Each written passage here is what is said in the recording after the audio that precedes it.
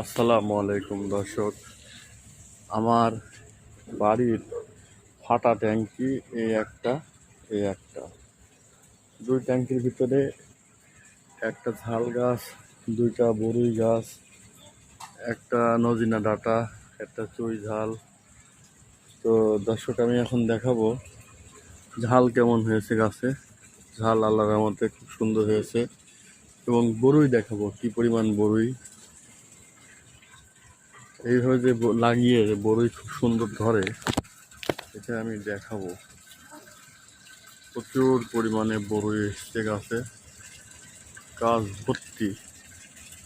কিন্তু টপের মধ্যে গাছ লাগালে পানি দেওয়া লাগে নিয়মিত, নইলে সব ফল ঝরে যাবে। তো ঠিক আছে দর্শক, সবাই ভালো থাকবেন, সুস্থ থাকবেন। আসসালামু আলাইকুম।